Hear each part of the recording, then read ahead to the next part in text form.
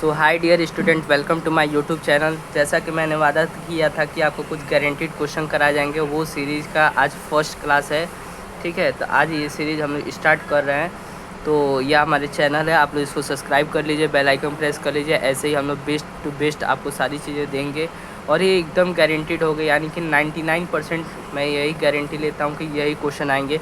अब ये क्वेश्चन देखने के बाद, ये क्वेश्चन को आप अगर लर्न कर लेते हैं, उसके बाद आप किसी ईयर का पीवाई को उठा कर देखिए। मैं कहूँगा 2022 से लेकर 2026 तक का किसी भी ईयर का पीवाई को उठा कर देख लीजिए, आपका सारा क्वेश्चन सॉल्व हो जाएगा, गारंटी। ठीक है, गारंटीड ऐसे ही नहीं लिखा गया, आप जिस दिन एग्ज़ाम देकर आएंगे उस दिन भी सारा क्वेश्चन मैच होगा, आप तो देखेंगे इस बात को। ठीक है, तो ये सिविक्स का चैप्टर नंबर 1 है, that is power sharing. Power sharing आप लोग को मालूम होगा, आप लोग, मैं मान कर चलता हूँ कि आप लोग पूरा चैप्टर पढ़ चुके हो पावर शेयरिंग का। ठीक है, एंड ये 4 to 6 मार्कर है, तो आप लोग सारा क्वेश्चंस को 6 मार्क में ही याद करेंगे, यानी कि सारे के सारे क्वेश्चन को 150 वर्ड में ही याद करेंगे। अब आपको 2 चीज़ें आनी चाहिए आंसर राइटिंग में, 2 चीज़ें इंपॉर्टेंट मैं सबसे पहले वो बता दे रहा हूँ। जो भी हमारा आंसर राइटिंग का बात है ना, आंसर राइटिंग, उसमें 2 चीज़ बहुत इंपॉर्टेंट है। पहला कि आपको जो की चीज़ें हैं, की फीचर्स हैं, वो आपको मालूम हो, यानी कि जो भी पॉइंट्स हैं, फैक्ट्स हैं, वो आपके सारे क्लियर होने चाहिए। ठीक है, तभी आपका आंसर राइटिंग हो पाएगा। दूसरा चीज़, आपको आंसर को कंसोलिडेट करना आना चाहिए। क्या होना चाहिए? आंसर को कंसोलिडेट। इसका मतलब क्या होता है? आप किसी भी आंसर को कंसाइज कर दें, किसी भी आंसर को बड़ा कर दें, छोटा कर दें, ये एबिलिटी आपके पास होनी चाहिए। अगर ये एबिलिटी आप सीख गए तो कोई भी आंसर आप इजीली लिख सकते हैं। ये एबिलिटी कैसे आएगी? तो ये एबिलिटी आएगी आपकी प्रैक्टिस से। तो प्रैक्टिस कैसे होगा? मैं जो क्वेश्चंस दे रहा हूँ उसमें मैं एक क्वेश्चन क्लास में करके बताऊँगा कि कैसे आपको आंसर राइटिंग करना है, कैसे फैक्चुअल चीज़ों का यूज़ करके आप आंसर राइटिंग बेटर करो, जिससे आपका 4 मार्कर क्वेश्चन है तो 4/4 मिले, 6 मार्कर है तो 6/6 मिले, ऐसी आपकी गारंटीड हो सके। तो एक क्वेश्चन बताऊँगा, बाकी चीज़ें होमवर्क रहेंगी। उस क्वेश्चन से रिलेटेड जितना फैक्ट होगा उन सारे फैक्ट को आप लर्न करिए, फिर उन क्वेश्चंस का प्रैक्टिस करिए, एंड देन जब ये दोनों चीज़ें हो जाती हैं तब आप किसी भी एआई टूल पे जाइए। दैट इज़, अगर आपके पास दोनों में से कोई भी एआई टूल या किसी और एआई टूल का आप यूज़ करते हैं, उस पर अपने आंसर की इमेज को और क्वेश्चन की इमेज को दोनों को पेस्ट करिए। पेस्ट करने का इन द सेंस कि आप दोनों पिक्चर को क्लिक करिए, वहाँ पे अपलोड करिए और लिख दीजिए कि इवेल्युएट माय आंसर। ठीक है, एंड गिव मार्क्स इन, अगर 4 मार्क का क्वेश्चन लिखे हैं इन 4 मार्क एंड 6 मार्क, जो भी आराम से आप प्रॉम्प्टिंग कर सकते हैं करके, एंड वो चीज़ बता देगा आपने क्या क्या कर। ये बहुत ज़रूरी स्टेप बता रहा हूँ, ये मैंने खुद भी यूज किया हुआ है। आप इससे अपने आंसर को इवेल्युएट कराइए, एंड इवेल्युएट होने के बाद आपका जो है कि क्लियर हो जाएगा कि हाँ क्या इम्प्रूवमेंट हो सकती है। वो बता देगा क्या क्या और इम्प्रूव करने से और मार्क्स इंक्रीज होगा, कितना मार्क्स आपका आया है, तो वहीं से आपका क्या हो जाएगा, प्रैक्टिस भी हो जाएगा। ठीक है, तो गारंटीड क्वेश्चन अब जिसके लिए सीरीज़ था वो देखते हैं। पहला हमारा क्वेश्चन आ जाता है, that is discuss the various forms of power sharing. ठीक है, या गवर्नमेंट भी करके क्वेश्चन आ जाएगा तो कंफ्यूज नहीं हो जाना है। ठीक है, क्वेश्चन कैसे भी आए, आंसर सेम ही इस चैप्टर का रहेगा। एक टॉपिक से रिलेटेड जो क्वेश्चन बन गया उसका आंसर इतने बेहतरीन से याद कर लीजिए, उसी से रिलेटेड आंसर बनेगा। क्वेश्चन चेंज भी होता है तो यही आंसर वहाँ पे भी होगा। आगे मैं सेम क्वेश्चन भी रखा हूँ, थोड़ा सा वर्डिंग चेंज है तो बताऊँगा इसी आंसर का यूज़ करके उसको कैसे लिखना है। ठीक है, अब देखिए, describe the various forms of power sharing in modern democracy. Modern democracy word use किया है, तो हमने पावर शेयरिंग का डिफरेंट फॉर्म देखा, तो यही मैं क्वेश्चन करके अभी बताऊंगा आपको। ठीक है, जिसमें हमने देखा था horizontal form of power sharing होता है, vertical form of power sharing होता है, फिर डिफरेंट सोशल सोसाइटीज़ में एंड पॉलिटिकल पार्टीज़ में। ठीक है, हमने 4 प्रकार का पावर शेयरिंग का डिस्ट्रीब्यूशन देखा था मॉडर्न डेमोक्रेसी में। तो इस आंसर में वही सारी चीज़ों को डिस्क्राइब करना है, तो ये आपको लिखना आना चाहिए। कब आएगा? जब आपको इन चारों का नाम मालूम रहेगा तभी ना आएगा। हॉरिजॉन्टल में किस टाइप की गवर्नमेंट आती है मालूम रहेगा तभी ना आप लिखेंगे, तो ये फैक्ट आपको मालूम होना चाहिए। ठीक है, दूसरा बात है आपका, why is power sharing necessary in democracy. ठीक है, पावर शेयरिंग नेसेसरी क्यों है? अब आप देखिए, इस क्वेश्चन में हमने अब यहाँ पे नेसेसरी की जगह इम्पॉर्टेंट भी क्वेश्चन में आ सकता है, तो इम्पॉर्टेंट भी आएगा तो हमें कंफ्यूज नहीं होना है। तो ये किस चीज़ से रिलेटेड है? तो इस क्वेश्चन में हमने पढ़ा था 2 टाइप का हमारा जो है क्यों नेसेसरी होता है। पहला हमारा प्रूडेंशियल रीजन था, दूसरा हमारा मोरल रीजन था। तो उन्हीं दोनों पॉइंट्स को डिस्क्राइब करना है। भले आपके बुक में एक लाइन में दिया हो, आपको उसको एक्सटेंड करके, आपके बुक में कोई आंसर एक लाइन का दिया हुआ है तो आपको उसको एक्सटेंड करके 5 लाइन का बनाना आना चाहिए, ठीक है। तो वो कैसे आएगा, आपको प्रैक्टिस करने से आ जाएगा। चैट जीपीटी से या आप जेमिनाई से कहीं भी अपने प्रॉम्प्टिंग करके आप आंसर चेक करेंगे, इवैल्यूएट करेंगे तो बताएगा ये वर्ड्स और लिखे जा सकते थे। तो उन वर्ड्स को अगले बार नेक्स्ट आंसर में यूज़ करके ऐसे इम्प्रूवमेंट हो जाएगा, ठीक है। तो पावर शेयरिंग नेसेसरी, ये वाला भी क्वेश्चन हो गया। वेरी इंपॉर्टेंट सारे क्वेश्चन हैं, इनको स्किप मत करके जाइएगा, ठीक है। इसके अलावा बहुत चीज़ें पढ़ सकते हैं लेकिन इसको करना बहुत ज़रूरी है। थर्ड क्वेश्चन आता है आपका, describe administrative system of Belgium. ये क्वेश्चन बहुत ईजी है, आप इसमें डायरेक्ट बस फैक्चुअली लिखना है। आप देखिए डायग्राम बनाने से और मार्क्स इंप्रूव होते हैं, ठीक है। तो इस क्वेश्चन में आप डायग्राम का यूज कर सकते हैं इन द सेंस अगर कुछ ऐसा बना दें, ठीक है। यहाँ पे बता दें कि फ्लेमिश रीजन था, वेलोनियन रीजन था, यहाँ पे ब्रुसेल्स था, इधर जर्मन एरिया है।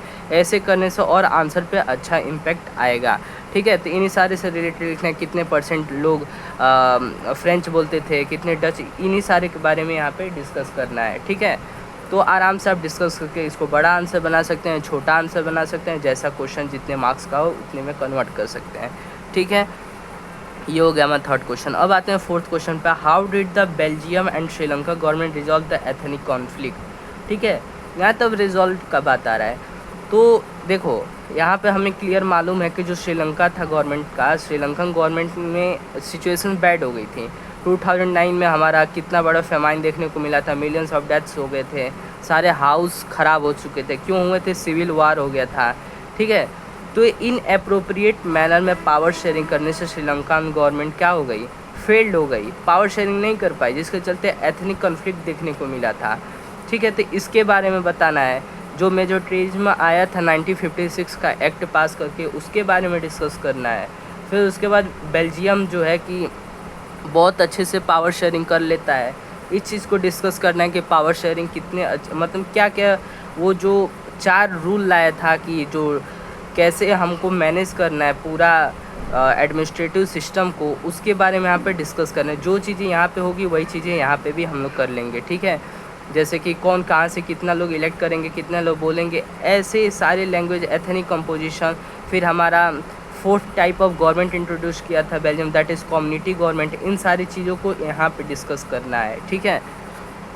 तो ये भी बहुत ईजी क्वेश्चन है। नेक्स्ट क्वेश्चन आता है हमारा, mention the features of power sharing in Belgium.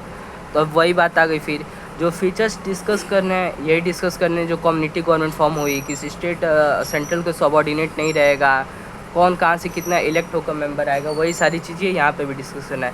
अब आप ये 4 क्वेश्चन जो कर लेगा उसके लिए आगे के आंसर्स बहुत ईजी हो जाएंगे, क्योंकि उन्हीं चीज़ों का यूज़ करके आपको इनका आंसर लिखने आना चाहिए। ये नहीं कि सारा सेपरेट आंसर लिख दिए 8 पेज में 8 पेज का लर्न करना, नहीं। केवल 4 क्वेश्चन, 2 से 3 क्वेश्चन केवल आपको फैक्चुअल चीज़ें याद करके प्रैक्टिस करना है आंसर लिखने का खुद से।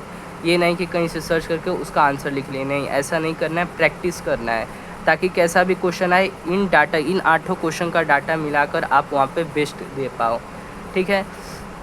तो mention the features of power sharing in Belgium ये हो चुका है। अगर श्रीलंका भी आ जाता है, श्रीलंका, तो यहाँ पे फीचर्स क्योंकि विशेषताएं नहीं थी, ख़राब हो गई थी, तो उसको फीचर्स नहीं कहेंगे क्योंकि इन अप्रोप्रिएट क्वेश्चन हो जाता है। कैरेक्टरिस्टिक्स अगर देकर आता है तो वहाँ पे श्रीलंका में जो चीज़ें हालत ख़राब हुई थी, जैसे 1956 का एक्ट पास करके सिन्हाला को बोल सकते हैं कि एक तरीके का नेशनल लैंग्वेज बना दिया गया था, उनको स्पेशल प्रायोरिटी दिया जाने लगा था। उन सारी चीज़ों को यहाँ पे डिस्कस कर लेना है, ठीक है। अगर क्वेश्चन थोड़ा सा घुमा कर भी है तो आप इजीली कर सकते हैं, ठीक है।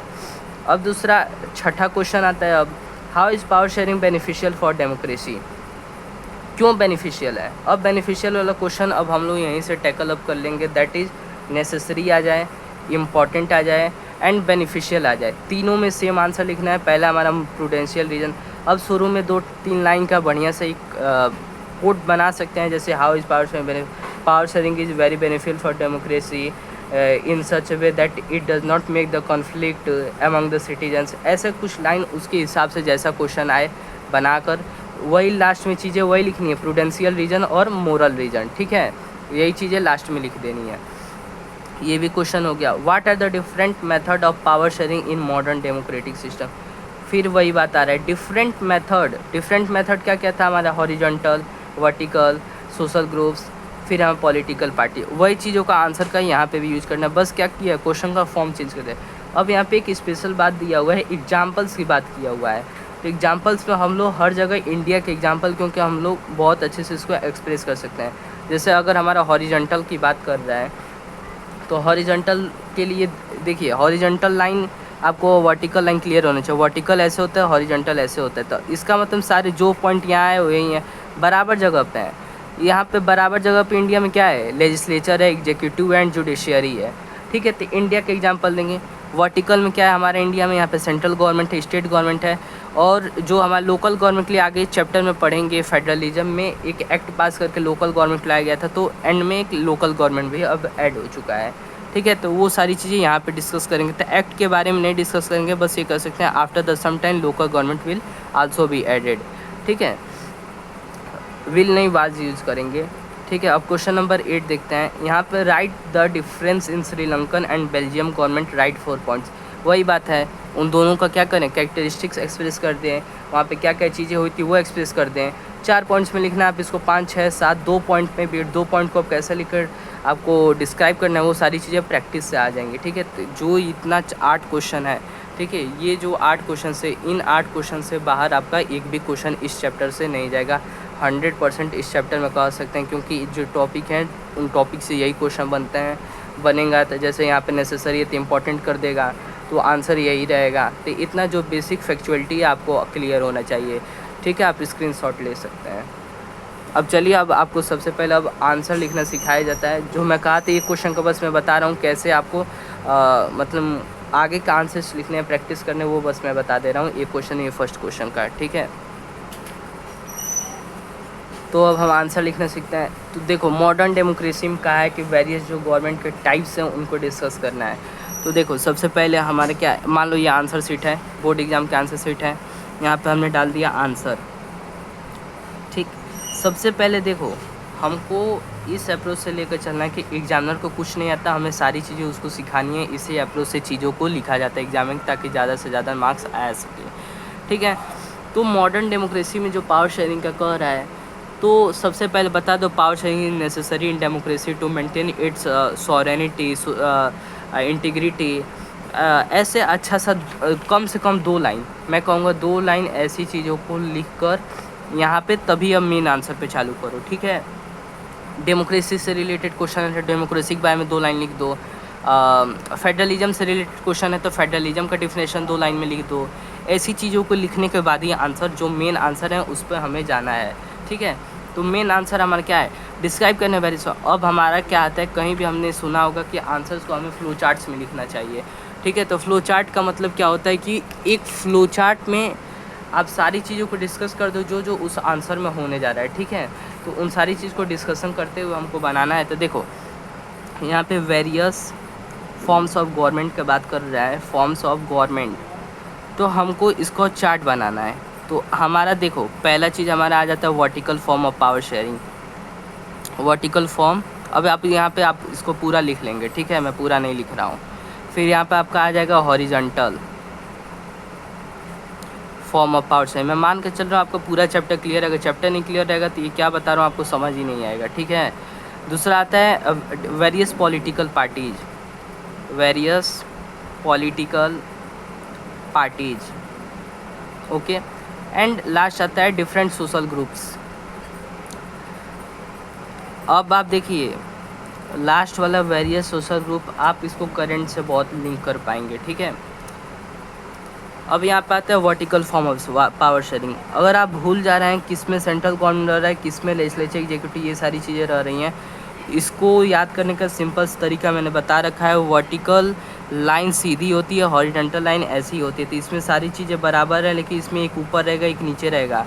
तो हॉरिजॉन्टल में हमारा लेजिस्लेचर एग्जीक्यूटिव जुडिशरी, तुमको मालूम होगा सारे इंटरडिपेंडेंट होते हैं, एक कोई गलती करेगा तो दूसरा उस पर एक्शन ले सकता है, ठीक है। कोई भी फ्री एंड फेयर अपने पावर को यूज़ नहीं कर सकता है, इंजॉय नहीं कर सकता है, ठीक है। सारे को एक लिमिटेशन में बांधा गया कि कोई अपना पावर का मिसयूज़ ना कर सके, ठीक है। तो यहाँ पे हमारा जो वर्टिकल है, वर्टिकल में हमारा सेंट्रल गवर्नमेंट होता है, फिर हमारा स्टेट गवर्नमेंट होता है, बस इतना ही लिखेंगे वो आर्टिकल में, ठीक है। लोकल गवर्नमेंट यहाँ पे नहीं लिखेंगे क्योंकि इंडिया के एग्जांपल है। जनरली जो वर्टिकल फॉर्म ऑफ गवर्नमेंट का मतलब क्या होता है, उसके लिए यहाँ पे सेंट्रल गवर्नमेंट, स्टेट गवर्नमेंट होता है। चूँकि स्टेट गवर्नमेंट में से पावर दिया गया लोकल गवर्नमेंट को, इसलिए उसको अलग से यहाँ पे नहीं करेंगे, ठीक है। अब आता है हमारा हॉरिजॉन्टल में, सारे को बराबर रखना है। तो पहला हमारा लेजिस्लेटिव हो जाएगा, दूसरा एग्जीक्यूटिव हो जाएगा, थर्ड हमारा जुडिशियरी हो जाएगा, ठीक। तीनों हो गया। अब इस तीनों को आप बहुत अच्छे से डिस्कस कर सकते हो, ठीक है। अब हमारा various political party in the sense यही नहीं है कि आप क्या करें, गवर्नमेंट रन करें। पॉलिटिकल पार्टीज़ आप अगर करंट इशू से लिंक करें तो हमारा जो रिसेंट में कई जगह उपचुनाव हो रहे हैं, जैसे कि हमारा झारखंड में उपचुनाव हुआ है, सॉरी बिहार में आपका उपचुनाव हुआ है। तो उपचुनाव में जैसे कि अभी बीजेपी की गवर्नमेंट बिहार में है, लेकिन जो उपचुनाव हुआ है वहाँ पे बीजेपी हार चुकी है। तो ये जो क्या है, ये केस जो है, प्रशांत किशोर कोई पॉलिटिकल पार्टी पहले नहीं थे, इन्होंने सेल्फ फॉर्मेशन किया पार्टीज़ का। यानी कि आप कोई भी पॉलिटिकल पार्टी फॉर्म करने के लिए फ्री हैं, तो उसी राइट का यूज़ करते हुए उन्होंने पॉलिटिकल पार्टी फॉर्म किया। आज वो मेजोरिटी पा गए हैं, इसलिए अब वो भी गवर्नमेंट को रन करेंगे, या कह सकते हैं कि हेल्प करेंगे। डिफरेंट सोशल ग्रुप, इस चीज़ को आप अभी लिंक कर सकते हैं। सोशल ग्रुप का मतलब क्या होता है, कोई भी सामाजिक समूह का आ जाना, मतलब किसी चीज़ को वायलेशन के अगेंस्ट अगर आपको डेमोक्रेसी में आवाज़ उठाना है तो कुछ लोग का ग्रुप आता है एंड उसके अगेंस्ट आवाज़ उठाता है। जैसे कुछ पहले से pre forming long term groups बने हुए हैं, जैसे कि अगर कुछ फार्मर में अगर एग्रीकल्चर से रिलेटेड हो रहा है तो उसका आवाज़, उसका मुद्दा कौन उठाएगा, फार्मर यूनियन का लीडर उठाएगा, ठीक है।